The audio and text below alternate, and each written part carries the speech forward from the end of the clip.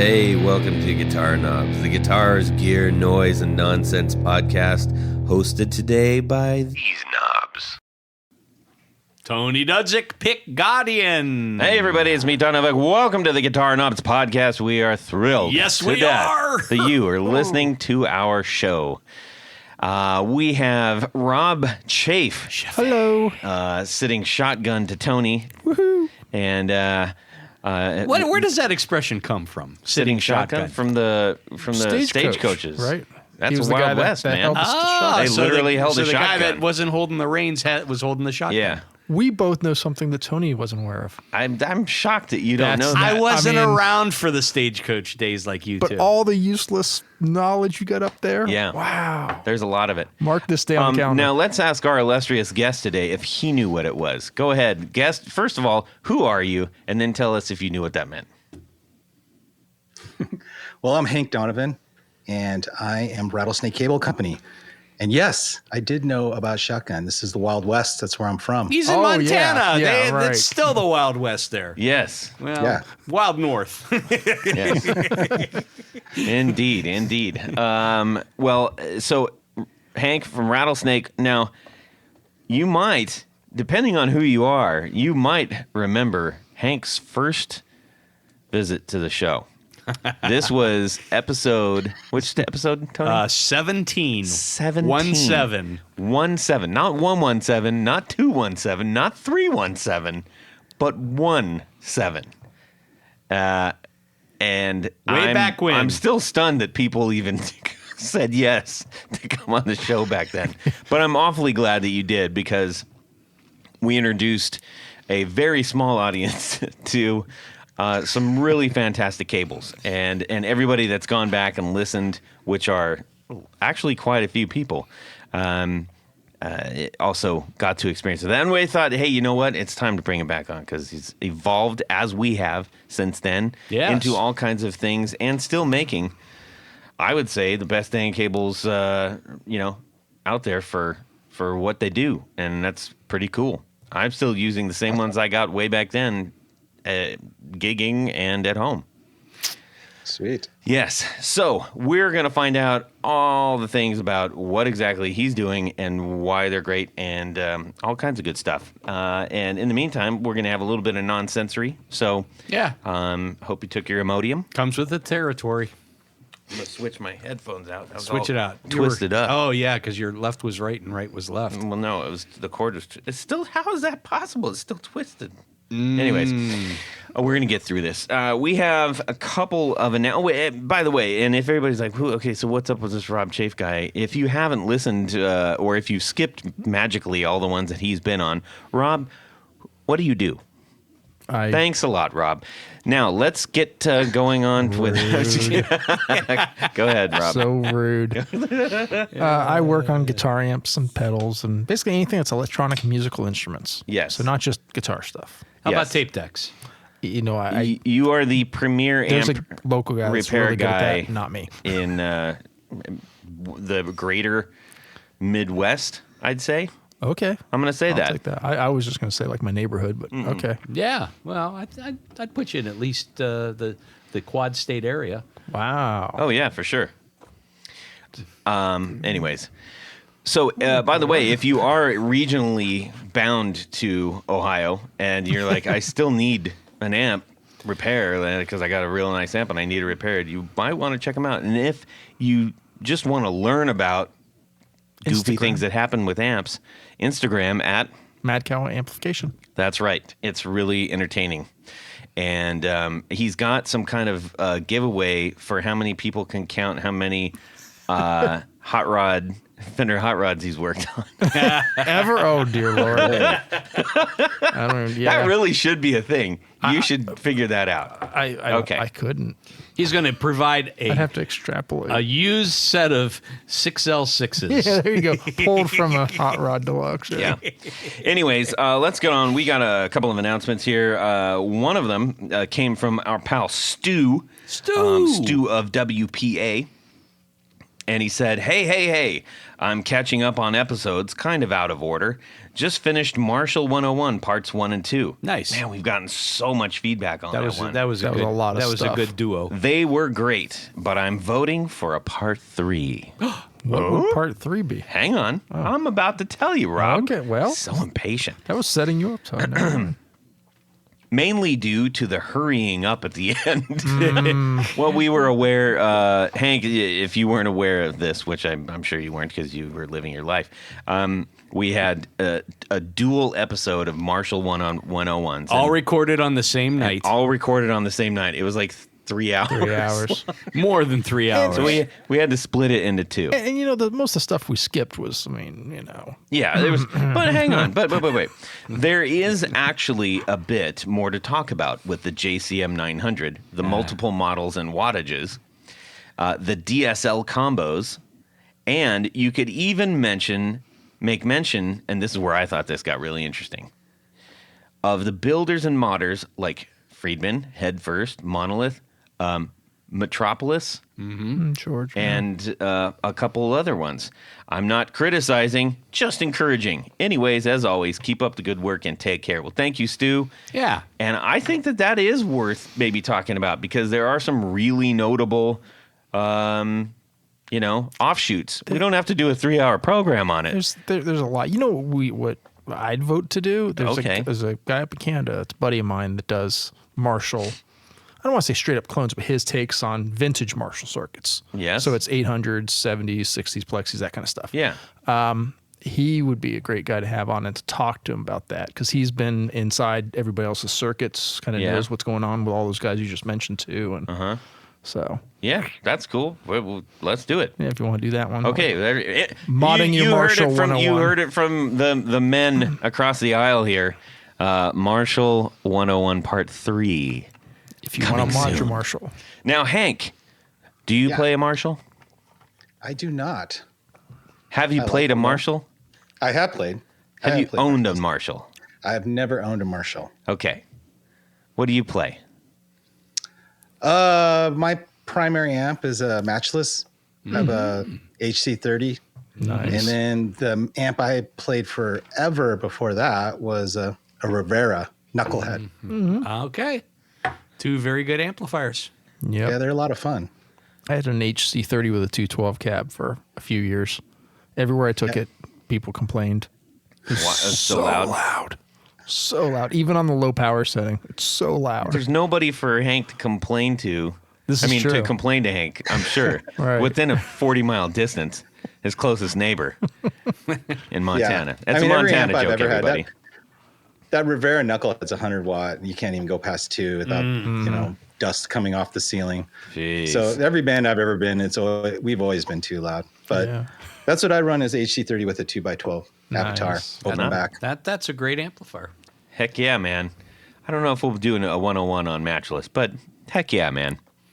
Okay, so that was the announcement. Oh, no. I got a couple of more announcements. More announcements. So we've been gathering up a couple giveaways for our patrons on Patreon. Yes. We got another one from Tour Gear who sent us some tea that he's doing. He's running he's helping out a new business friend up there, and anyway, so he sent us some tea, and we're gonna give one of these big packets. It's like a big giant envelope of Canadian tea. Is the tea grown in Canada? I would assume so. Well, are you sure? Yes, I'm sure. I'm assuming. Sure, sounds good. So, anyways, there's that. In addition to the we've already met. Actually, it should be given away by this time, I'm hoping. If not, we will have given away the Daredevil pedal and the Hello Sailor Rangemaster. Wow. Yes. Just giving everything away. Whatever we get in, we try to get in the hands of our patrons on Patreon. Can we give away Rob's iced tea? No. Anyways, let's move on. What is going on in our music worlds this week? First, we're going to hear from Tony Baloney. Yes. And then we're going to hear from our good friend Hank. Well, Todd, this week, actually this Saturday, the Chinese Malcolm Young tribute guitar arrived. Ah. And all in all, a pretty decent instrument. But But it's left-handed. no, no, that would be cool. That'd be awesome. And it took a hit in shipping, which is is a problem. did? Yeah, Already? in shipping. You haven't even got it. No, I got it on Saturday. Okay, my bad. Do you want to follow along, Todd? I'm sorry. See, when I say that the right, guitar yeah. arrived on Saturday, Saturday. I thought that you were means saying it arrives on Saturday. I get the D and the S messed up. Oh, Okay. maybe English I was hard. maybe I was slurring, but I wasn't. But anyhow, it's not a horrible ding. In fact, today I took it over to my buddy Sean's, and we actually did a really nice touch up. I found this UV Cure urethane, which is actually pretty nice, and because it has a urethane finish, poly finish. It's really the only thing. You could build up super glue and stuff, but the finish that they used did have a tint to it. Mm-hmm. So we were able to add in a it's a tint that you would put in lacquer, but because the urethane allows you to do this, you can add it into there, and we actually got a really, really close matchup of that. Now you can still see some of the little spider cracks and things in there. I don't care. I just didn't want a missing chunk of finish. But the cool thing about this urethane is you can mix it up. Play with the tinting and things like that. You brush it on, or in this case, we just used like a popsicle stick kind of thing to kind of pack it on there, and then you let it sit for a little bit. You can bang on a little bit to get any bubbles out, and then I just have a UV flashlight. And boom, cure it for 30, 60 seconds. And literally you can go right into sanding and scraping and making it happen. So the product that I used is called Solar Ease, Solar and an EZ at the end. And I'm pretty impressed with this product. It actually works really well. You can build up multiple layers. There's some videos of guys actually finishing entire guitar bodies with this stuff, and they do it in kind of as long as there's no UV light present, you can slap this stuff on, move it around, and then when you're ready, either expose it to sunlight or if you have a UV light inside. Okay. And So it's kind of like a passive catalyst. Then the UV is the actual catalyst? is the catalyst, yes. Yeah. So it's a pretty cool product. So if and urethanes are terrible to try to build up quickly and match. And this one, given the fact that you can tint it, the only tint it won't take is because it blocks UV light is red. Interesting. So if you have obviously pure clear, in this case it was kind of an ambery, kind of yellowy color, that's fine. But yeah, the only caveat they said was don't use red. Interesting. That's All pretty right. cool. So, all things considered, I'm still putting it back together. New pickups, new tuning machines, level frets. But it's actually a pretty nice guitar. I can't wait to see it. Yes, I think you'll like it. Super duper. Hank, what is going on in your music world this week? Maybe withstanding the big bad world of cables. Well, recently I have been playing with this thing by DF Audio. It's called a Mini Bay Patch Bay.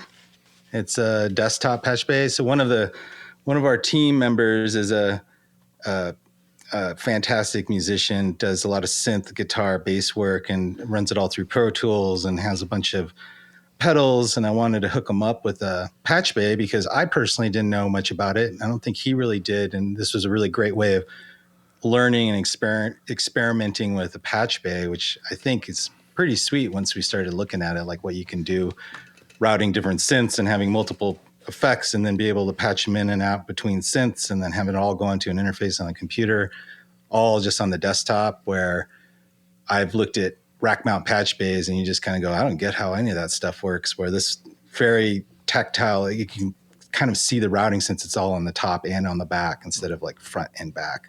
Right. So that's been kind of interesting. They're out of Australia, I do believe. And What's we the just brand got again? that in. DF Audio. DF Audio. Yeah. And the unit's called a Mini Bay V2. Because then that's the V2 part is pretty cool because you can control the normaling switching via dip switches in that. So again, that's another aspect of patch bays. I was always confused by like normaled switches where things are passed through automatically or not. Yeah. So yeah, it was kind of fun. It's not my world, but I love, I mean, it deals with a lot of cables. They 1/8-inch mono jumpers and TRS. But it's my world now. Yeah, baby. All routing. It's fun. Nice. Very cool. Rob, how about yourself? I've been playing around with more pedals. Pedals. Yes.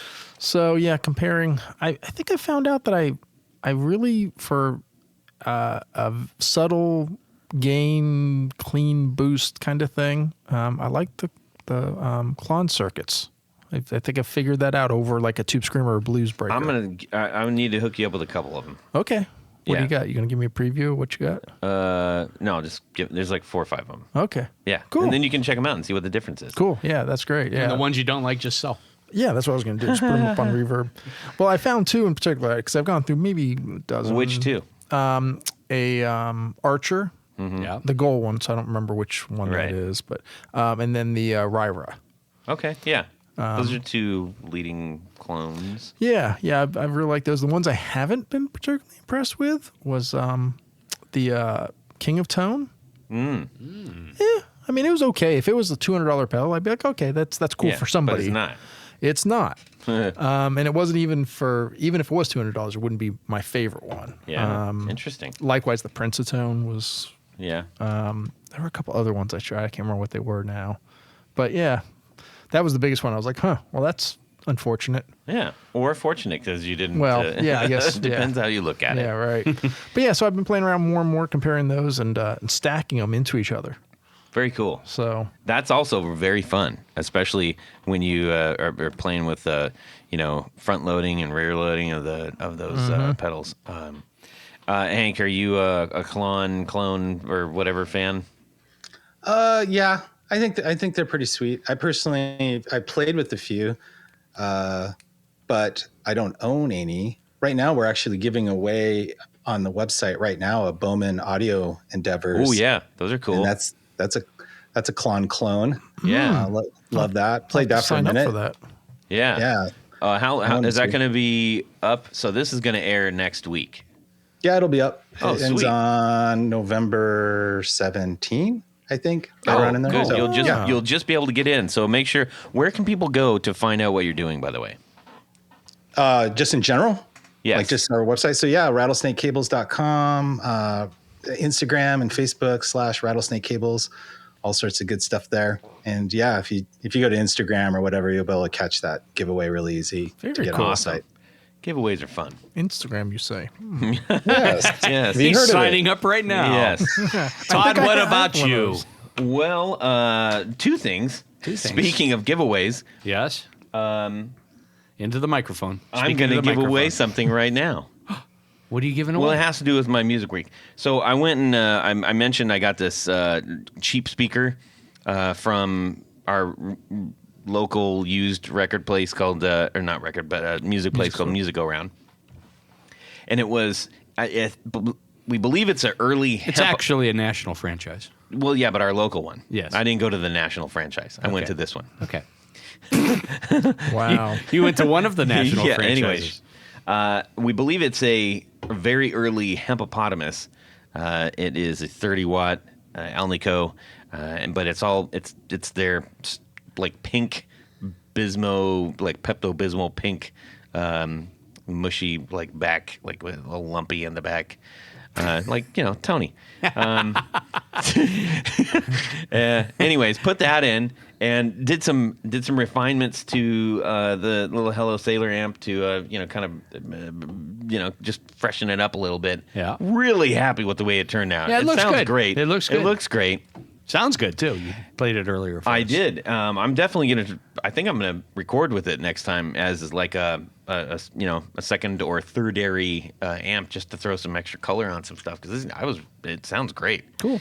And anyways, whilst I was doing that, And at the same time, I've got something What'd you get? Ooh, for Tony. something for me? Yes. Oh my goodness. What could it be? It's a speaker. Oh. So when I was looking there, I saw this Jensen speaker sitting there. I was like, "Whoa, that's a really nice speaker," and it was. Is this the one that I said? Yeah, is- and he said it should be about twice that price. So I said, you know what, I'm gonna get this for Tony. So there you go, Tony. Nice. Thank you, Todd. You contribute Wow. so much to this Holy crap, podcast, and I that appreciate is- you so much. That is Yeah. really nice. P12Q. It's a P12Q Jensen. Hey, dog. And it has, this is the one that has the little bell housing over the Alnico magnet. Yeah, Very cool. Wow. Thank you. Okay. you're Wow. welcome. Okay, where's mine? Oh, you got the tea. Ah. Hey, I got the tea too. Yeah, I know. Anyways, so Here, there do you you go, want, do you Tony. want my tea? No, Thank you, that's Todd. all right. That was really that is very special. Tony- You know, the day after I went back onto the site and it was gone. I know. And I said, well, shit, it wasn't meant I to got be. it. As soon as you're like, well, I'm going to go down and get it. And I'm like, no, you're not. Uh, Because Tony, I think we all know people out there. Hank, I'm sure you probably know a couple where it's like, we're grown adults, and if we want something, sometimes. you're like, well, I'm going to go get it. And so when you're able to, get something and somebody's not expecting it, especially if you're like, ooh, it's still there, I'm going to get it. And you go down there and you're like, oh, it's gone. Somebody got it. But then Yeah. you get it. Yeah, this one, they didn't have it listed properly. And this is the... I'm not going to tell them. well, don't tell them for whatever you do.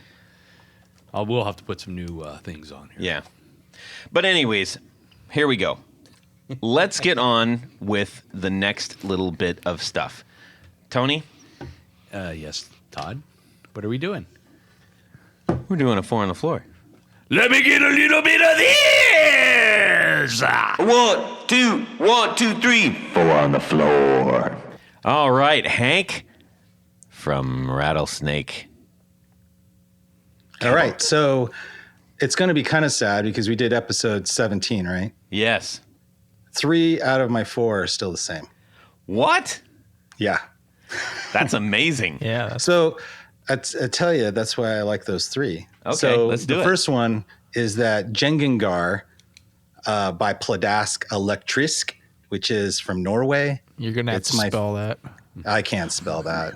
You have to just kind of sound it out. And Jengengar. Google will tell you. But Jengengar, and I think it starts with a J. And I could be wrong. Or G. And it's the Jengengar. What's it called? The company is Pladask Elektrisk, and it's Norwegian. Pladask. Yeah, Pladask, something like that. There it and is. Elektrisk. The Fabricat? Nope. Yeah, the Jengengar, which I don't think they make anymore, is a delay. Okay. It's a gated delay with a oscillating Oh, it's foot a switch. GJ. Oh, there you go. There we Together. go. All right. Boy, glad we solved that. Yeah. Okay, go ahead. So I love that pedal because the whole idea of the gated delay is if you play lightly, there's no delay. You start smashing it, and then delay just magically appears. So you can adjust that threshold. And then That there's is two nice. two buttons. One turns the effect on and off. So you can have it on and then play lightly and no delay and mash it and a delay. The second button is just that oscillating feedback. So at any moment, if the pedal's on or off, you can hit that button and just long press it. And you just build up, the swirling epic feedback. So it's like a mood machine. It's great for intros and swells. It's great for playing a lead and then in the end just making the whole thing just go insane, just swirling out of control. So I love that pedal. It's the only pedal I've ever had that I use as kind of a tool for kind of creating emotion in a way when I'm playing. So if I'm trying to play loud, I want it to get weird, that pedal just automatically gets you there. Got it. We started looking this up, and right away we're like two buttons. All we're seeing is the V2, which is apparently one button, or maybe with a bunch of switches. Yeah, it looks really cool though, like very versatile. So I guess the only difference would be that there's that big knob, not Tony, that is controlling the rate. Was it the rate? Yeah, it is strange. I see one that's close to mine, but yeah, mine has the feed. Oh yeah, yeah. That's the one that the other button is you're saying controls. Yeah, I am 100% wrong. It's one button, but you can use the one button to turn it on and off. But you can long press the one button. Okay. So That's technically, cool. the pedal's not on, and you can long press it and let go, and the pedal's not on. Ooh, I like this. Right, and the light comes on when it's on, so you just tap it and it's on, and then it's like the gated delay. Okay. Yeah. I'm sorry, I just had a brain fart there on the two things, but yeah, I treat it with two functions, but I mainly use the long press. That's where it's at for sure. That's to me like why I really like it, and it's super analog-y, dark sounding delay, so it's not clean. It's all swashy and kind of menacing about it. So yeah, that's still my number one. You don't happen to have the Reform, do you? No, because that's going for almost $1,000. Todd would like to offer you $50 for one if you do have it. Yes. No. Good night, Gracie. Okay, how about number 2? Number 2 is still going to be Earthquaker Devices Dispatch Master. That thing cannot not use it. It's always on, or not always on, but I'm always going to it, either for intricate versus light, swirly reverb delay, or I love feeding my number 3, which is my overdrive, the Creation Audio Labs Holy Fire, into that for leads. And that goes into that, and it just kind of explodes. So that's that part of the equation too. So I usually use it for real quiet, nice, pretty parts, or I use it for just gnar. And if I do Holy Fire, Dispatch Master, and the Jengengar, that's where amp starts shaking and it sounds pretty wicked. Yeah, that sounds pretty good. I'd really be into hearing some of that action. Yeah. So how about number 3? That's Creation Audio Labs Holy Fire. Oh, my only problem with the Holy Fire is it tends to break, and when it breaks, there's a tube in it, and mine is the 24 volt version. And there's a 9-volt version. I literally have 2 of these pedals, so when one breaks, I send one in, and I still have a backup. That's how much I like that pedal, because when that pedal breaks and I have to get something else, it just really just doesn't fill the void for me. So literally, I have 2 of those. And it's one of those classic that are all potted and gooped. And so the foot switch tends to get wonky. And then when that gets wonky, I usually have to send it in, or then it eventually just stops working. And they just give me new guts or something. And they send it back. Wow. Then I use my number 2 until that comes back, and then I swap it back out. It doesn't happen all the time. Since I did episode 17, it's probably happened maybe twice, but definitely once, to the point where I had to get the second fill in. But I'm always wondering, right now it's getting the finicky where I feel like, it doesn't turn off or it doesn't turn on, and I have to kick it a little bit, and then I'm like, okay, it's going to be soon. Have you tried other things that might do a similar thing? Oh yeah, I mean, I used to run so many things for that spot. So I used to run a Tim for that spot a lot. That would be my number 2 if I couldn't use the Holy Fire. I'd probably go to the Tim. And then I used to use, oh my God, what's that? Spaceman Aphelion. that used to be in there. Okay. So those are contenders, and I can put them in and put them out if, in a jam. There was also there was a Rabbit company. I can't remember. That was over by you guys. It's old. I don't even think they're around anymore. They had an overdrive that it would fit in that slot every once in a while too. Wow. But every time it's an example. Like when I first got the Holy Fire, I thought it was, it's all right. It's a little much. It does it sounds a little aggressive. It's not very transparent. And there's things about it I didn't like. I'd put it on the shelf. And then every time I'd put it out for a lead or something, I'm like, oh my God, this is what I've been missing is this thing. And it's just to embrace what that is. It's overdrive and distortion, but very amp-like. And it's, like I said, not transparent. It's a little bit on the dark side, but I don't care. It sounds great. And I'm trying to achieve, I almost like how it interacts with my other pedals, like the Dispatch Master. It makes my Dispatch Master freak out when I go push it with that. So those are things where I'm just kind of experiencing how it makes me feel when I play it. Yeah. It's not like I'm like, oh, it sounds just like my clean tone, except super loud. I'm just trying to figure out a tone that fits. And when I'm trying to do an explosive lead or some kind of feedbacky thing, that thing just crushes. That's what it's all about. You got to just get what works and run with it. How about number 4? Number 4, I've been really liking this. So I have all these different stages of gain in my setup, as far as I like my amp to be what I'd call just the medium grit, where if I start smashing it starts breaking up, but if I play light, super clean. I like it to be in that zone. Mm-hmm. So that'd be my one stage. And then we talked about the Holy Fire. That's over the top. That's full buck, we're going all out. And then I have a channel 2 on my match list that I like for it's a little, the EF86 side.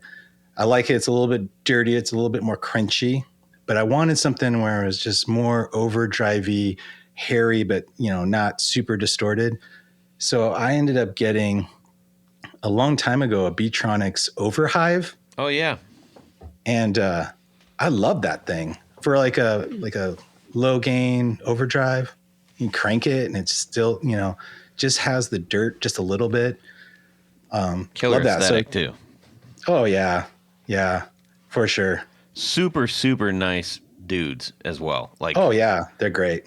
Yeah. That is a pretty fantastic little pedal and built like a tank. Yeah. I'd say if you can get your hands on one of those out there, I would do that. Well, Hank, I appreciate you sharing your new-ish 4 on the floor. And maybe 6 years from now, I'll have the same 3 and another new one. I don't know. Yeah. Nice. I've had 6 of these Holy Fires. They keep breaking every 2 years. Yeah. So we need to find out what you're all about. What's Rattlesnake all about, and why they're great, and why you've grown so much in the last 6 years. What's the math on that, Tony? No, Yeah, over 7 years. Oh, 7 years. 2016. 7 years. Yeah. Oh my gosh. Oh man. Isn't that crazy? It's crazy.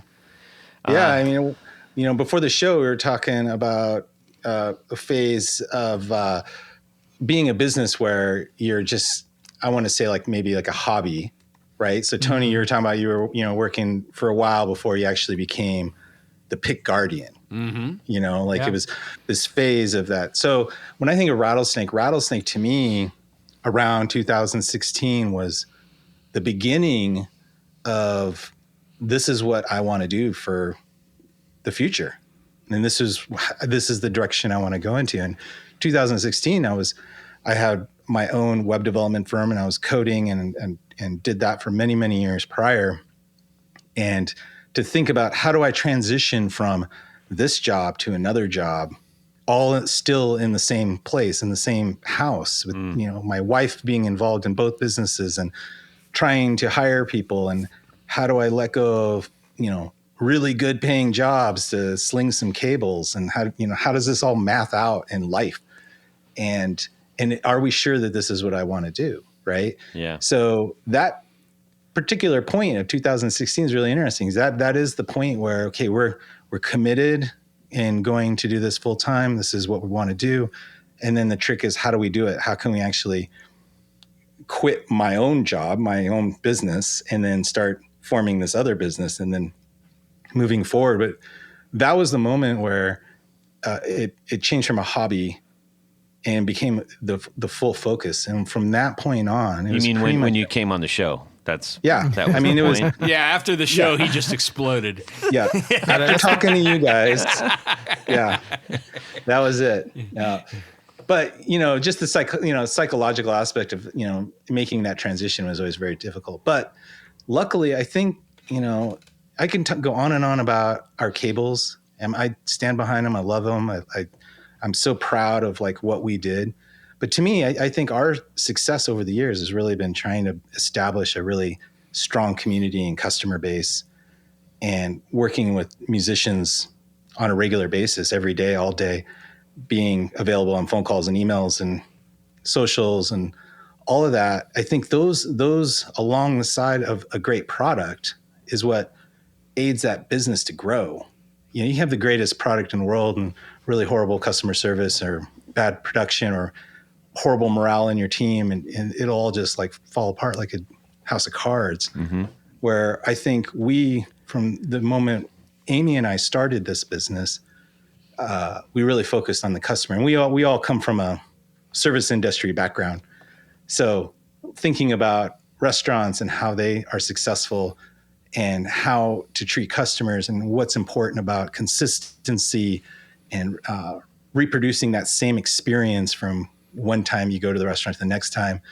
And the whole idea of, you eat with your eyes first, you eat with your nose first. There's all this presentation and, just constant consistency. And then as a server working at a table, it's about providing great customer service to the people that are sitting there. So we always ship in fast. We always very over communicate and make sure everyone's treated really well. And they're just super stoked. And that is what creates that vibe of, telling friends and bandmates about our cables. Mm-hmm. Now, like I said, the cables have to be good. That's just a truth that has to be existing, right? Yes. We just don't hang our hat on that fact alone and say, well, we just make the best cables, therefore that's why everyone wants them. It's about all the pieces of that puzzle. Mm. Well said. And let's talk about these spectacular cables. I'm going to mention the ones that I have. I'd say I've got a 20 foot. No, yeah, I think I got the 20 foot standard. Yep. And we'll go into what all the things are. And I have I've got two of the speaker cables, because the speaker cables are fantastic. I mean, they're nice. Those things are as thick as your thumb, and at the perfect length, indestructible. And then the first one that I got was the snake head, because that's when I saw that. That's when I picked up the email and didn't call you. I emailed you, but I was like, wait a minute, that's different. And right.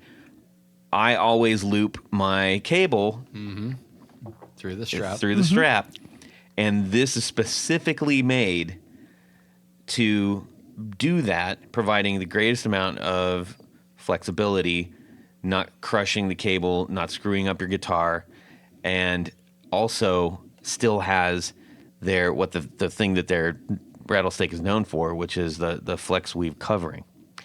Is that what it's called technically? Tech Flex. Tech Flex. Yeah. The Tech Flex covering. And the jacks are legit. A lot of times you get cables and you're like, hey, this is cool. And the jack's okay, whatever. You mean the plugs? Yeah, the plugs too. Thank you. Yeah, it's an input jack. Whatever. Yeah, the plugs. I had a long day, whatever. Yes, the plugs are...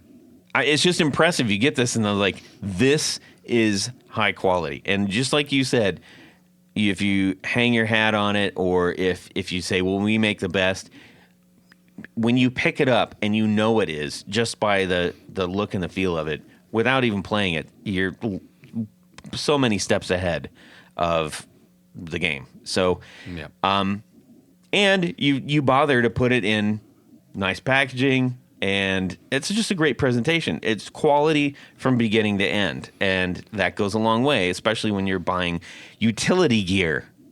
Oh, yeah. Tony's shaking his finger at me. Now, Todd, I think we should point out to our listeners that no actual rattlesnakes are harmed you were in the sitting on that the whole manufacturing time? of these cables. You were getting impatient with me over that? Yes. Jeez, my knees. Well, you're babbling. You just Am I babbling? You were just babbling. A little bit. A little bit? All right. A little wandering. Hey, I like to talk about the things that I like. It was becoming a Toddcast.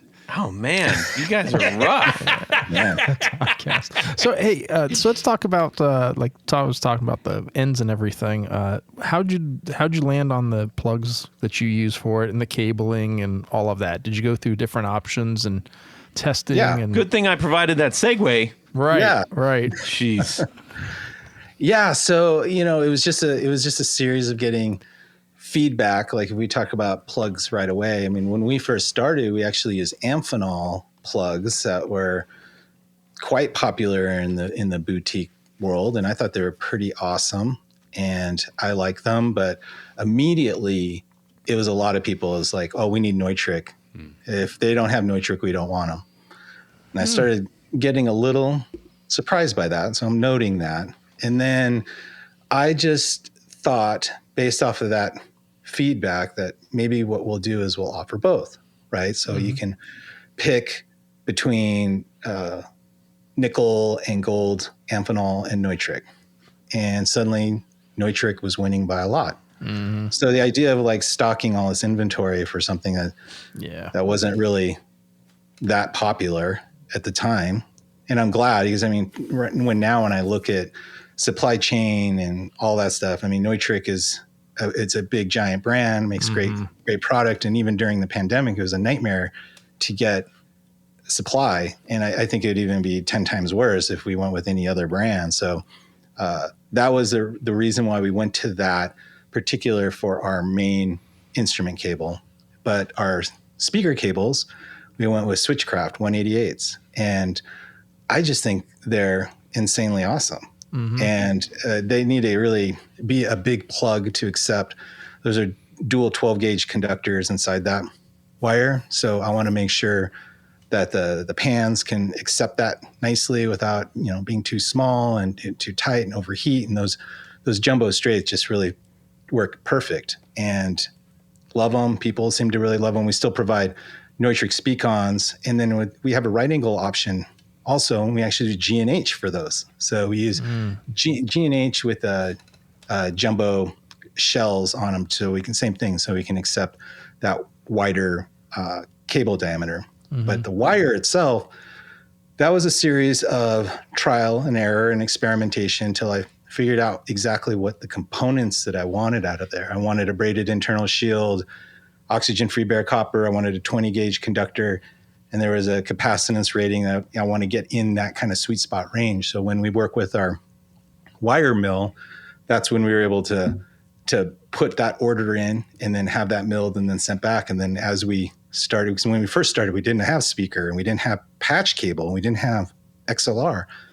In fact, when we first started, we only offered straight to straight nickel plugs on that. That was it.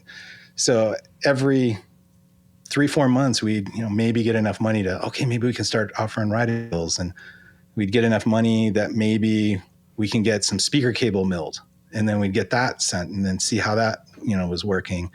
And eventually, and then it was like flex patch and XLR, and we started, and then now we have color PVC, and it's a whole thing to go get it milled. And like I was talking about the pandemic, in the good old days pre-pandy, it used to be a 6-week lead time to get cable milled, and now it's 9 months. So we have POs in 2024 today. So now the question is, did we get enough made? Do we get too much made? Do we have enough money to get? It's just like this whole thing where it's intense as sounds like you need to go into the milling business. Oh my God. I walked into a mill and I remember mentally, I was like, okay, I'm going to remember some of these machine names. Because in my mind, I was like, oh, there's going to be a giant machine where there's like copper poured into it and like chunks of PVC and out on the other end, like a pasta machine. It's like a cable comes out. And when I went into the mill, I just could not believe how every single stage of the cable is a machine that does it. There's one machine that just makes the 20 gauge conductor. And then that goes into another machine and makes the insulator that goes around that 20 gauge conductor. And that goes around another machine and gets a semiconductor PVC on it. And these things are like 15 yards long, the machines. And I was like, oh man, this is, I'm not getting in the milling game. Yeah. Wow. But it was fascinating. I had no idea that it was so involved. It's amazing. Yeah, that's kind of like when you go to a printing press. If you've ever visited a printing press and you haven't been to one, you're like, what? What? Yeah. You thought it was going to be like a really exactly. big home printer or something? Like a wide carriage or something? Yeah. It's like, this is literally as long as a semi-truck. What the hell? Yeah. Anyways, well, that's thank you for giving us the insight on some of that and some of those decisions. I'd love if you could talk about the snakehead, because to me that was really a game changer. I'd never seen anything like that. So my friend, who I was in bands with him for many years, and I'm still friends with him today. I actually worked in a restaurant with him before that, and he's the biggest. I always just jokingly call him like a cork sniffing guitar player. Like he just loves thinking all the gear. Have you met Rob here? Well, he might sniff the same cork. I don't know, but I'd go into practice and he'd be like, "You hear that? I changed one of the 12, one of the 12-inch speakers in my 4x12. I put greenbacks in that one and a scumback in this." And I'm like, it sounds the same to me every single time, loud, But he sat me down, actually recorded every speaker, and I'm like, wow, he really is a difference. Oh wow, and he'd really school me. And he was just always thinking about tone and like functionality, gear, and everything. And when you guys were talking about the plexis and stuff, he's like a huge Germino fan. And was it Divided by 13 was another one of those amps like that. But anyway, he had one of my cables, and he was just like talking. We were trying to think of a way of getting a piece of sliding shrink tube, so it would just be right at where it rubs against his Les Paul. And then you can move it and like slide it around. And then one day he's like, man, what if you just like stop that? Like just stop the weave and then just go on past that. And I was like, I try it. And we did it. And he's like, oh, this is what I want. And he's the one who came up with the name Snakehead. And, just one of those fortunate things that we were just like drinking a beer and talking about gear. And he came up with this idea. I was like, I wonder if anybody else will like it. I figured you'd be the only one. And sure enough, he wasn't. And it's been pretty popular. It's great. Yeah. It's cool when you're like, derp, derp, derp, wait, what's this? I have to have this now. This is going to change my life. And honestly, that made a huge difference in playing. And, if you're swapping out different guitars and stuff, it's just, it was a great idea. And if for those, go to the website if you're able to right now, even if you're on your phone, go and check out the Snakehead on rattlesnakecables.com, and I think you will come to the same conclusion. I also want to clear something up too, because there's a little bit of misconception with this, which is it's hard to convey that on the website sometimes. Sometimes people think I'm actually adding something to it, like extended protection or like more shrink tube. And it's actually the opposite. I'm taking that weave away. So it's just the raw PVC of the cable underneath is what is exposed. And then another misconception a lot of people have is they suddenly think these cables are directional. Like, oh, but I want to plug the Snakehead side into the amp and the other into my pedal board. Is that going to be okay? And it's like, doesn't matter. Just a cosmetic improvement for a specific function, but it's the same cable. You can plug it in either way you want. And just don't plug it into your speaker. Yeah, don't do that. Hey, well, actually, while we're talking about that, if you don't mind, we might be rehashing a little bit what we did before, but having just come from a gig and knowing a lot of new musicians who are out there putting their stuff together, why do you want to use an actual speaker, quote unquote speaker cable, not quote unquote a real speaker cable, sorry, as opposed to, well, I got to get another guitar cable laying around?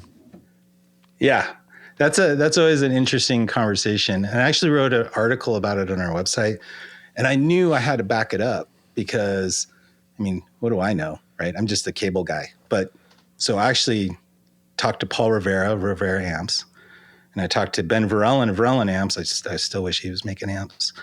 And I talked to Phil Jameson of Matchless Amps, and I asked all those three dudes that question, if you can do that or not.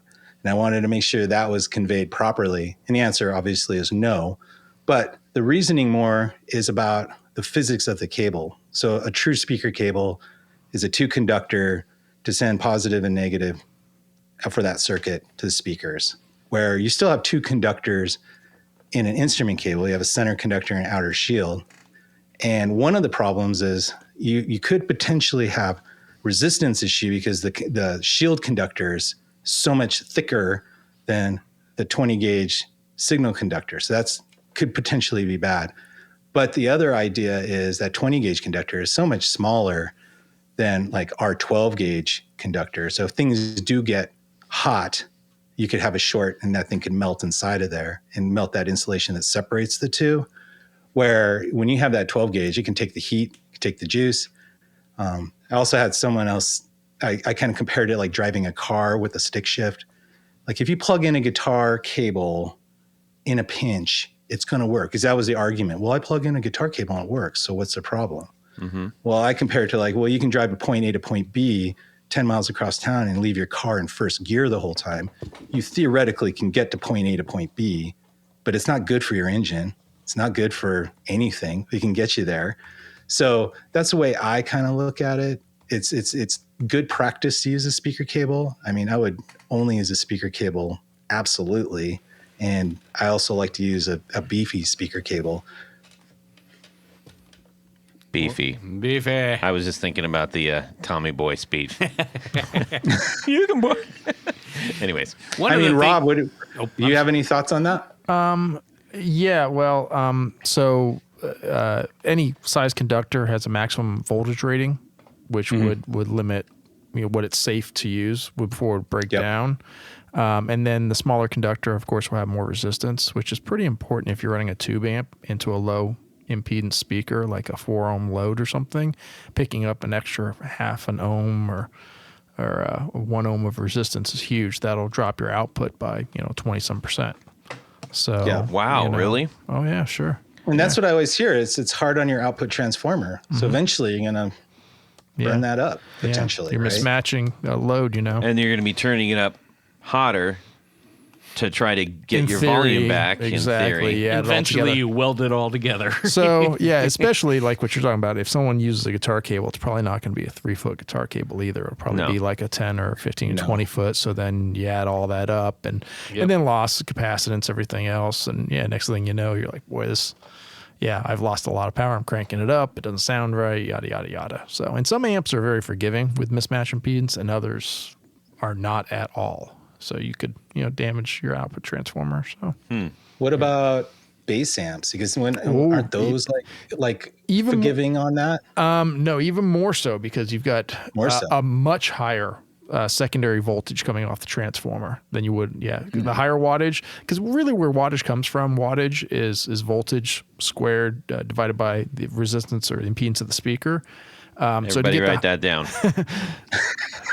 So it'll be a quiz later. Yeah. So to get the higher wattage, what's actually changing on a guitar amp or whatever is the voltage, the AC voltage coming off the secondary from the transformer. So, with a bass tube amp, most of them are going to be 200 to 400 watts. That's way more voltage being applied to it. So yeah, you put a 20 or 22 gauge lead on there that's got a maximum voltage of, I don't know, whatever, low voltage and high resistance. Yeah. Not going to be good. What about solid state? Because that's the thing always puzzled me with solid state bass amps. They didn't have a ohm selector, just it just magically manages that. Well, yes and no. Yeah, getting some stuff there. I'll try to make this as short as possible because this is not the solid state versus tube 101 thing. But a tube amp, the output tubes effectively see the speaker load through a transformer. So that the job of the transformer is to match the speaker load for the tube operation. So like if you have an old paper towel roll tube and I'm looking across at Tony, I can see. Okay, I'm tracking. Keep going. Okay. All right. I don't know where he's going. Just where a solid state product puts out a voltage that is consistent. It doesn't change with the different impedances. So what actually happens is the output device isn't dependent on the speaker load applied to it. It's going to put out a consistent. So like if you plug in a solid state bass amp and you play some notes and nothing's attached to it, it's still putting out 50 volts at 1K or whatever frequency you put into it, right? Yeah. Doesn't matter. And if you notice, those amps are typically they're rated at a maximum wattage at a certain impedance. And then if you use a higher impedance, the wattage goes down. So at 4 ohms, it's 400 watts. At 8 ohms, it's 300 watts, and so on and so on. So you're wasting. I don't say wasting.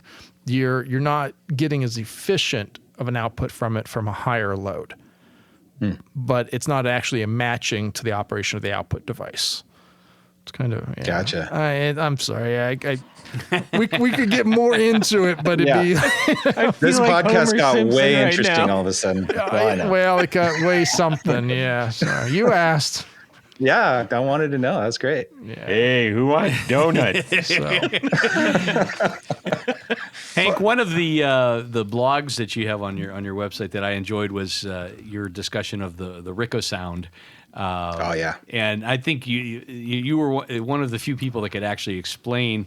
And what's cool about it also, you're able to incorporate a number of your products into doing that. So basically, out of a Rick that is equipped with Rico sound, there's generally 2 jacks on the instrument, and you have to use a TRS cable that goes into basically a splitter box, and that was the original Rico sound accessory that you had to buy in order to really use that. But you offer all of that stuff. So can you talk about that a little bit? Yeah, so there's a couple of uses with that TRS to dual mono splitter, but the Rickenbacker Rico sound is. I just remember being in the '90s, and I'd have a friend or friends, and they'd all have a Rickenbacker bass, and then they'd all be excited about the Rico sound, and then be like, "Yeah, but it's broken. doesn't work." It's like sounds cool, but it doesn't work. Just a neck pickup comes out, and that's it. And I'm like, "Oh, that's weird." And I just remember that, like, man, that sucks. You bought a used Rickenbacker bass and it doesn't work, but the standard output just magically works.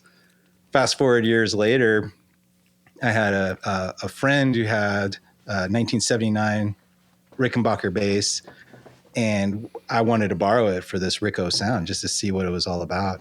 I got a TRS cable going from the Rico sound because it's sending independent signals from both pickups. So neck pickup goes down tip and bridge goes down ring. Down the one cable goes into the TRS dual mono splitter, where now you can have your neck go into one amp and your bridge go into another amp, or series of pedals, or different channels, or is like all sorts of crazy stuff you can do. Simultaneously around that time, I was working with Kevin Burkett at Electrical Guitar Company, and he was working on these Jerry Garcia Travis Beans, and that uses an oboe, which is a onboard effects loop, where Jerry Garcia would have a regular cable going out of the output jack of the guitar, but then there was a TRS jack as well. And you'd run that to a splitter down to the ground, and then he would have a series of pedals on the ground. And he can activate that effects loop with a toggle switch on the guitar. And there was a blend. So you can blend in that phaser, pull it out all within the guitar.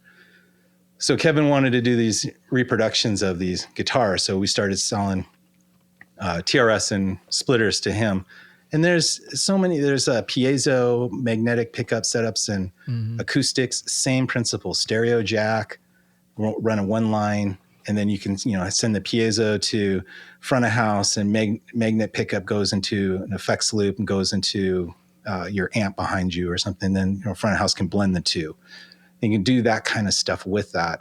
But that Rickenbacker bass, I thought it was so cool. Again, I was using a matchless. So I had 2 independent channels on my matchless, and I was like, okay, I'm going to put bridge to my channel 1. I'm going to like crank that so it's all dirty, and I'm going to send my neck to channel 2, and I'm going to like put some low end but keep it real clean.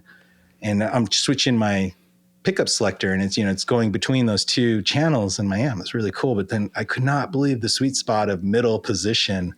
I was like, oh man, if I was a bass player, this would be my tone. Just a little bit of hair on the outside, a little growl, a little grit, but the whole meat of the bass tone was on my other channel, just clean and just thumping. And I was like, man, this is the best tone shaping setup I've ever had when I played a bass before. Like you can never get that out of a pedal, it's just like your low end, your mid range just drops and all that. And you can still have all of this low end yet grit.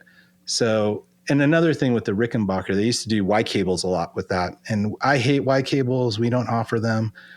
It's just a real potential point of weakness and eventual failure. But I love the fact that the splitter gives you flexibility. Like I can change my TRS length anytime I want. I can plug in patch cables to the 2 monos out and go into my pedal board 1 minute, undo it, put 2 long cables, go to my 2 separate amps, depending on your application or if you're in the studio. It just gives you whatever you need. And so that's one of the surprises that, when we started offering it, we just started seeing a lot of interest. Obviously, a lot of Rickenbacker players come by, and that's really cool. And it was really fun to hear people's stories of having a Rico sound forever, like literally like 40 years, and then never tried the Rico sound. I was like, oh man, get ready, buckle up. This could change everything for you, or at least it's going to be fun. It'll give you a different angle of that. And a lot of Rickenbackers too were slightly modified also to short that too. I've seen that too, where someone will be like, I plug it in and it's the same behavior on both outputs. And then when they go into the guts, like you could see it was like wired that way. Yeah. Yeah, that happens a lot. Yeah, I don't want to know which one I plug in. I'm just going to plug whatever, and it's going to be the same, And that happened in 1982, and you don't even know that's happened after you're like the 7th owner of this bass. Hey, can we talk about just really quickly the whole weave thing? Yeah, because that was. I think your cable was the first one. You had 2 firsts in my book. No. I'm saying the first one that I was really aware of. Oh yeah. And that and the snakehead thing, and I was like, what? Because I'd been working with like tangly cables and stepping on them and wrecking them and everything. And so tell us a little bit about that. I mean, the weave. I mean, definitely we didn't come up with the weave and put weave on cable. That's been around for a long time.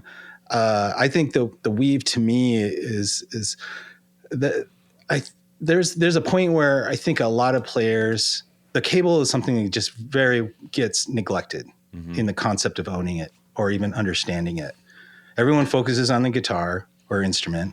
Everyone focuses on the amp, but like everything in between minus pedals, obviously it's just a passing thought. It's just a cable. I don't even, what good cable, bad cable, what's the difference, right? Right. And that's when I started looking for our cable. There was 2 things that I really wanted to address. It was tone. So I wanted a low capacitance cable and something that sounded really good, depending on what length they are. And I wanted durability. That was another big concern. I wanted to make sure if we had a cable, it was going to last for a while. I wanted to make sure it could take the abuse of getting rolled over and stepped on and wadded up and slammed in guitar cases and all sorts of stuff. And the weave is a function of that. It's designed to help protect that cable. It prevents the kinking in the binding. It can save a hit on a guitar case slamming on it. The whole thing, like, running in between stuff and snagging on stuff, that helps. I like the fact that poly weave is pretty much stain resistant. I'm not going to say it's like stain proof, but I really haven't seen it versus like a cotton or a cloth weave that you see. And you spill 1 beer on it and it's like, it's over. And you don't want to touch it either. Yeah. Those cotton ones. And they fray and ugh. This stuff you can just, literally you can get a, can of air and blow dust and hair off of it, or wipe it in some water or something.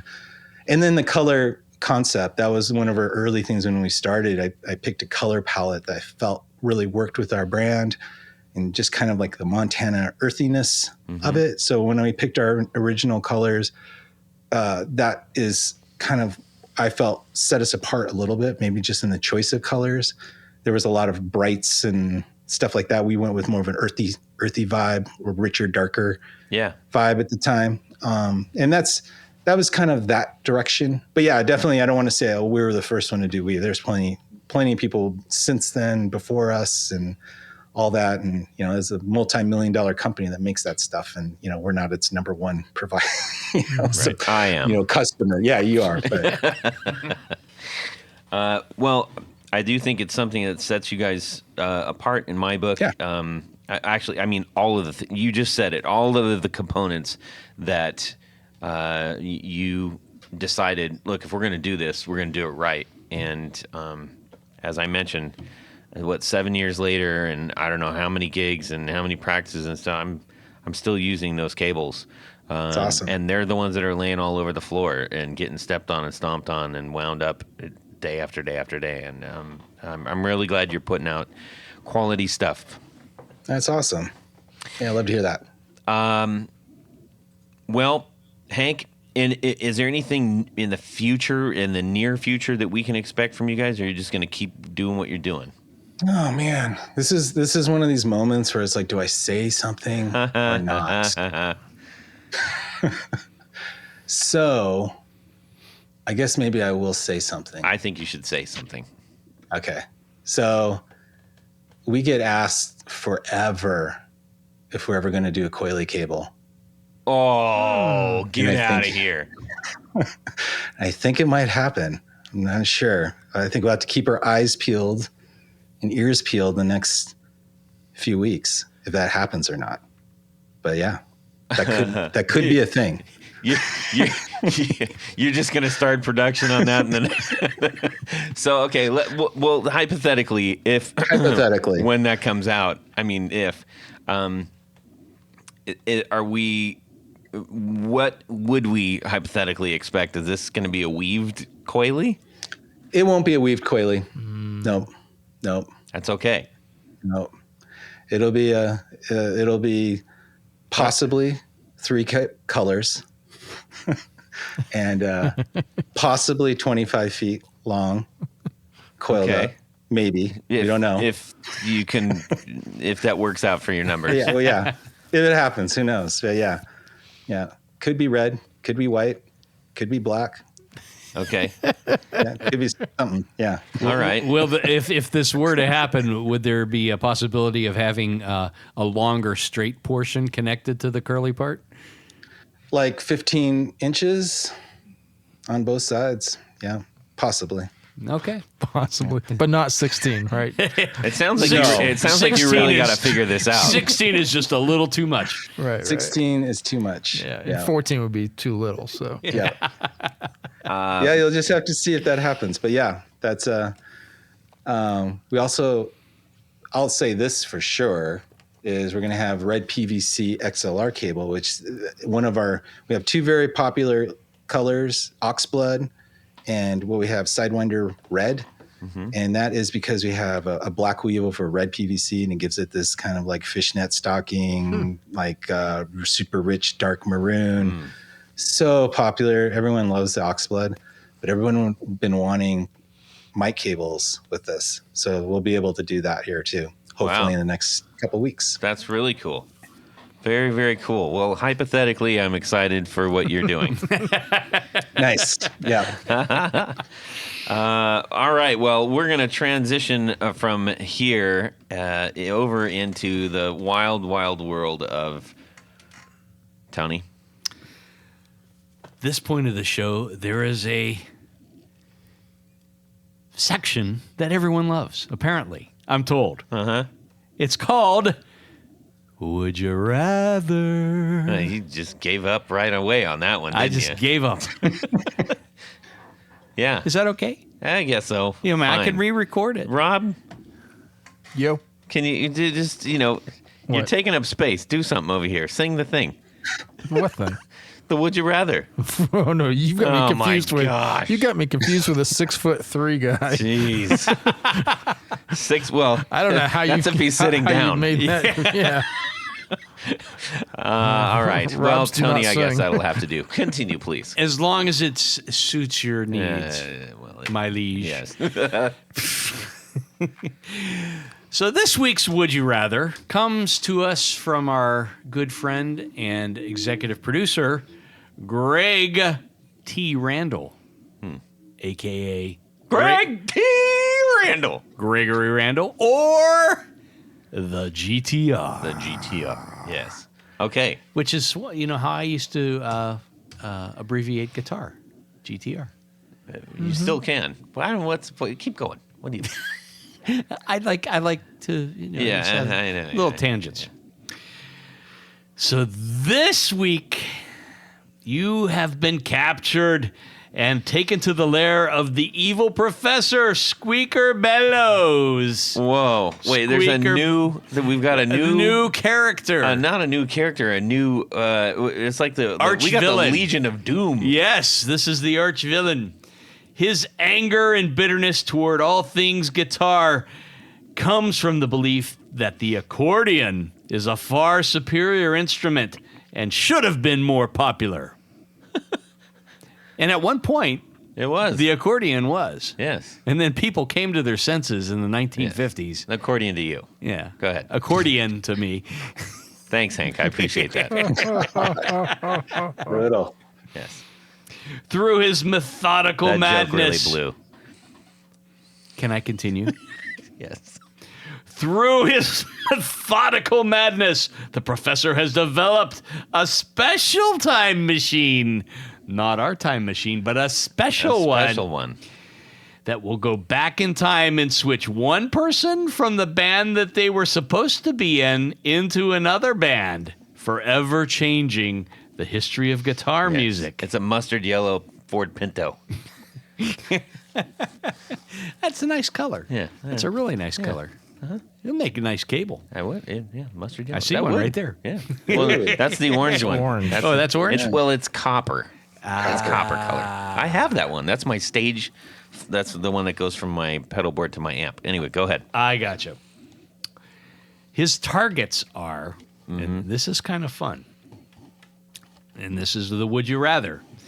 Thank goodness. Switching Dave Davies and George Harrison. Okay, Dave Davies from the Kinks. Yes. And George Harrison of some unknown group that came out of Liverpool. Never heard of Right. him. Or switching Pete Townsend and Keith Richards. Oh, that's blasphemy So right there. so just imagine you're switching and these. Yeah, What does this have to do with the accordion? Well, the mad professor does not like guitar or guitar players, and he wants to destroy the world of guitar music by having these personnel changes, shall we say? Did Dave Davies play the accordion? No. No. What am I missing here? No. If you change the guitar players, then you'll screw up the space time. Well, what does that have to do with continuum an accordion? Has nothing to do with the of- accordion. It's the downfall of guitardom. He wants to destroy all he's things trying guitars. okay, but not okay. Sorry, Nobody here I missed plays that the part. accordion. Okay, well, there's a big accordion bit. in the These are front. 4 non-accordion playing Okay, all guitar right. players. Okay, Well, although you never know, maybe they they might have play picked up on it. accordion, You know, yeah. I like a nice me accordion. thinks the professor hath made 3 lefts to make a right. Okay. So the professor is going to make you decide which switch would you rather make. So, do we want to destroy guitar music for the maximum destruction, or we want to do the least amount of destruction? Well, that Good can be question. part of your explanation. Oh, perhaps. okay, that's a great question, Hank. Yes. Okay, Tanya, you're most closely associated with your old schoolmates. So Yeah, you grew up with most of these guys. So. oh, for God's sakes. I'm old, but not that old. So why don't you lead us off All right. Well, I think... and name 3 Kinks songs? 3 Kinks songs? Yes. You Really Got Me, Okay. Waterloo Sunset. Okay. What's the Lola? Okay. You want more? No, that's He fine. could have said anything, and I'd be like, Yeah. all right. Well, when he said "You Really Got Me," I was like, "Really? That's Holy the one cow! I I got. thought you knew that." Okay. Anyways, go ahead. As made popular by the band Van Halen. Yes. Okay. Well, I think, and this is, if I wanted to create maximum damage, Yes. I think switching Dave Davies and George Harrison would have probably the Beatles would be non-existent. I mean, Dave Davies is a great guitar player, but his style is Good singer too. Yes, actually, he did sing on a lot of on the Kinks stuff, and also did the high parts. Yeah. And imagine the Beatles with somebody that really rocked out on guitar. Yeah, heavy Beatles. Yeah. So this was what it turned into. But on the other hand, Well, it might have turned into maybe what the Beatles was going to be, because John rocked hard pretty much, he rocked hard pretty. much, you know. Much, I think Todd just had a stroke. Hold on a minute. Synapses occurring. Well, that's a not- really interesting thing. What if the Beatles were like had more, oomph, like some of the King stuff? instead of tight trousers. But on the other hand, if you wanted to, minimize the damage, I think switching Pete Townsend and Keith Richards. Oh, I don't know. You are I out of your mean, damn mind. Pete don't think- Townsend and Stones. Oh, wait, no. we got to save it. Save the criticism. Yes. Okay, So- you've made your decision. I was explaining. So you're trying to be good or bad then? He's trying to be bad. He said it would be more devastating to switch Ray Davies. I was with George trying Harrison. to answer Hank's question, But yes, or at least provide information. Uh-huh. Me personally, No, not you. You said you personally. Ugh. Yeah, I heard it. Rob, you heard it too. I'm sorry. What are we doing here again? Okay, Good. I can be. I have a mean streak every once in a while. Okay. Every once in a while. So Angry Tony. So Angry Tony says, "Switch Dave Davies and George Harrison." Okay. All right. All right. Excellent. That's the worst you can do. Creepy Questionably. slurp at the It's end. creepy. slurp. Hank, how about yourself? I mean, I would agree. I think Really? Well, no, you Yeah. you don't have to agree. You could be nice and just No. pick Oh. the one that was least damaging.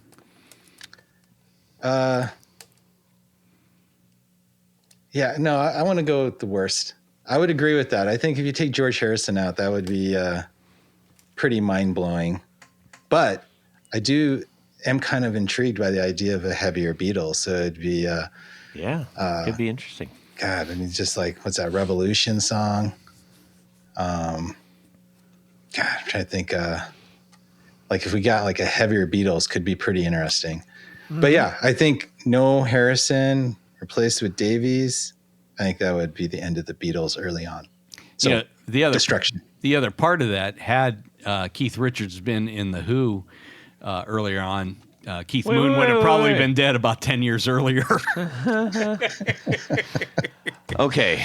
Yeah. Rob, how about you? All right. Okay, I'm still not really clear on why we're picking what we're picking. Because but, this is the evil guy. Okay, this is- evil, so evil? professor. You don't have to be mean. Well, I was going to say, so I think probably the greatest damage would be done if Keith wasn't in the Stones. Agreed. I mean, Cause- I'm not cause- agree. cause- I'll tell you later. Because I think the Beatles, the two primary writers, you change any one of those guys, and of course it's not going to be the same. But you've got, Paul and John, primary writers for most of the stuff. Right. So if you remove George from that, the less damage would be done versus taking Keith out of the Stones. It's like, well, Keith. damn, all those Yeah. guitar parts that are. Well, no, but give Brian Jones a little credit though too. Yeah, I'll give him a little credit, but I think that's going to be more like, okay, they're more drastically changed of all those. Yeah, so that's what I want to be the nice guy. I agree. I think switching Kinks and Beatles will do the least amount of damage. Well, I disagree with you. I know you It do. really depends on what year too. That's either at the very beginning or at the point where the Beatles ended and the Stones kept going. The Mad Professor does not care. Well, there we go. That's a huge difference. Okay. Yeah, Todd- we could have said a particular year. Yes, that would Mad Professor left out a few things, but that's okay. We're gonna.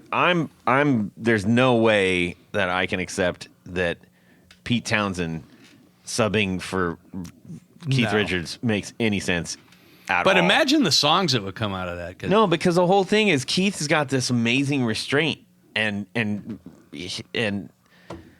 Pete has Yeah, none. there's a different None restraint. What am I looking for? Not vibe, but there's a different swagger to Keith's playing. savvy. So yeah, I'm with Todd on this one. Yeah. Well, Todd, did you decide? I just did. Oh, Yeah. I didn't even notice. Yeah. Anyways, that was a really fun question, though. And if we would have added in like what year, because that really does. Now, That would hypothetically, probably be, yeah. hypothetically, let's just say this was at the very beginning, Okay. because both bands were a little bit more What do you call the very Like- beginning? ruckus. What do you call the very beginning? The very beginnings of each band. Okay.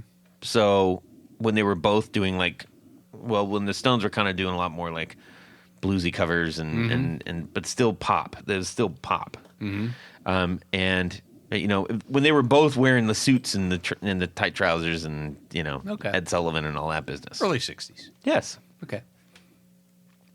as opposed to the other beginning. Yeah, the other beginning. Anyways, I think that you probably could say you could swap those guys and everything would be probably fine for a little bit. Well, I guess, and especially for that because they each band hadn't. They hadn't become themselves right, yet. They hadn't Exactly. matured. Yeah. So, whereas if we took like kind of the height of the Like Beatlemania Beatles Let It Be or versus- something like that versus The other guys. later Stones, any of the later Stones at Let all. it bleed. Yeah. Yeah. Anyways, okay, carry on. We're going forward. We need to thank a few people. That was a great question. Yes. Thanks, GTR. Yes. At this point of the show, Todd, there's a special group of people we love to thank. Yes, These are indeed. our executive producers. Now, executive producers make this show possible. Indeed. How do you become one? Head over to patreon.com/the Guitar Knobs. Check out a couple different levels in which you can participate, become a sponsor, a patron, a hero. Give me another word. A wonderkind. A wunderkind Yes. of the podcast. Each level comes with some very nice thank you gifts, and by very nice, I mean very nice. Real nice, Clark. Real nice, Clark. Get yourself something real nice. And it opens up the world to giveaways that we do. We have some coming up that we're going to be giving away Yeah. immediately, if not sooner.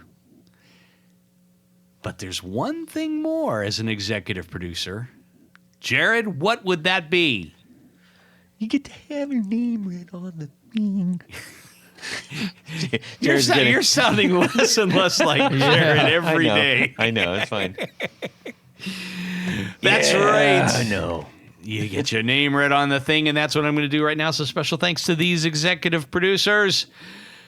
Vader and Pedals, John Halverson, Rick Calhoun, Trevor Gunberg, Elad Mizrahi, Mike D, Richard Kendall, James White, Motander Guitars, Anthony Gemolero, Bill Gola Guitars, John Esterly, Anthony Lathrop, Stefan Lamb, Michael Senchuk, Ken Sayers, Doug Christ, Darren Gregory, Tom Barazin, Rusty Sneeden, Ralph Gottschalk, Don Kloss, Greg Randall, GTR, Brett Hogarth, Eric Hemmer, Stuart George, Michael Furman, James Bell, James Romer, Cameron Pampas, David Tyndall, Trevor Ellenberg, and Christopher Logan.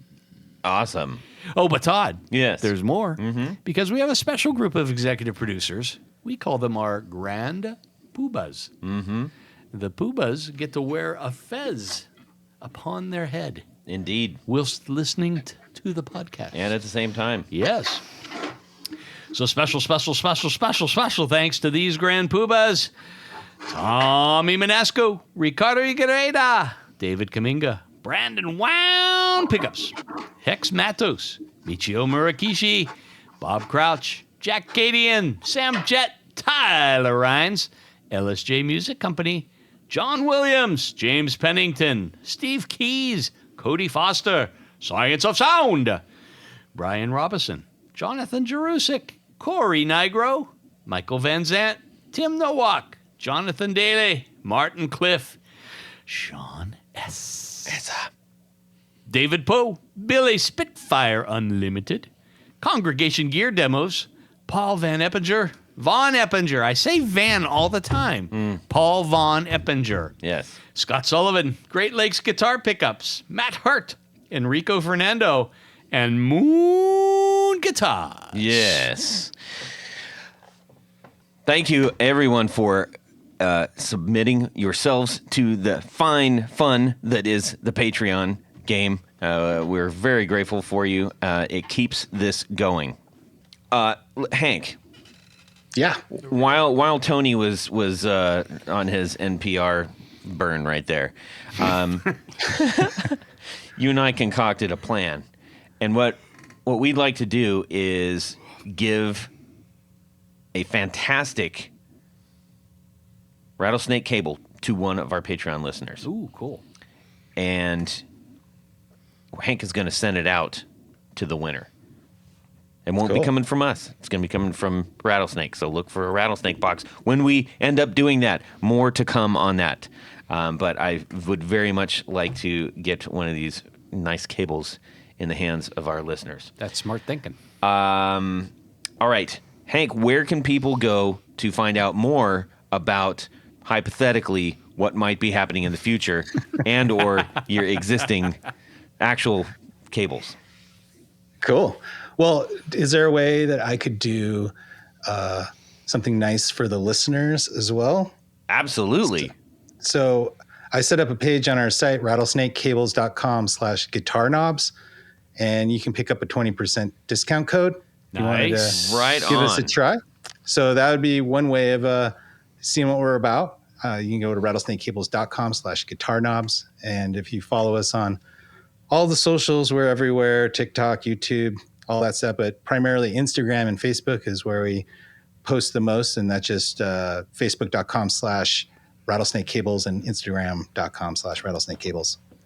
That is too cool. I really appreciate that. And you did that while Tony was NPRing too? That's what he used to do, man. Aren't you guys listening to me? Yes, You're hurting yes. my feelings. No, we're just yeah. You're just multitaskers. Yeah. Anyways, Tony, where can people find you? Head over to pickguardian.com. Check out some of the things that I have available for purchase online. But, you know, by and large, what I do is custom work. So shoot me an email. Let me know what you're doing, what you're trying to do, what you're needing, what you're trying to need, and what you're trying to get made. Oh, my gosh. What you're making and what Make you're your trying to guitar get made. special. Rob, where can people find you? Instagram, Facebook, OnlyFans. What? Nice. The good stuff. What? That's where you see the real messed up repairs. Jeez. I'm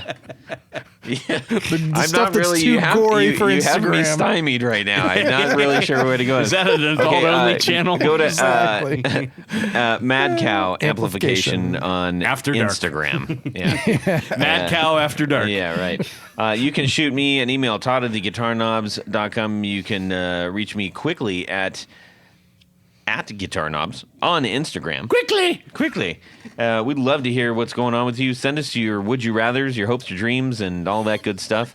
And also, please go check out the Valentinos. We have our new EP out, and that's on Spotify and Apple and all that business. Nice. And get yourself a stomper. We keep selling these black sparkle ones for your HX Stomp and others. Maybe you should put an upcharge on the black and gold ones. Oh, that's messed up. Just because they're more popular. Halloween is just about over, so this doesn't really matter. But get yourself a Hazard orange one. Those are cool. And order one today before the price goes up. They're $10. Protect your knobs, everybody. All right, Hank, it was great talking with you, man. It's been a long time, and Great to be back. Very excited that you are still doing the things that you do, and for the hypothetical cool things that are coming. Yep. All right, everybody. Have a fantastic guitar week and subscribe. Well, it was before I started. Just before. Just before. Only just. Wee little bit. Hank. I'm just gonna call them someday and be like, I need to speak to the pickup guy. Yeah. No, I'm not here. I mean, he's not here.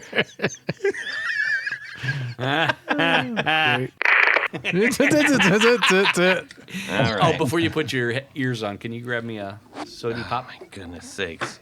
Hank, do you want anything from the fridge? Oh, I'm good. Thank you. Hi, Hank. Hank, will you like this? Would you rather? It's about wireless I don't- guitars. Hopefully that was a little bit more, I'm not going to say polished. That's not the right word. It was longer. It was longer. It was more. It was more something. It was more something. I don't know what, but it was something. Yeah. But aside from that, he's exceptional at what he does.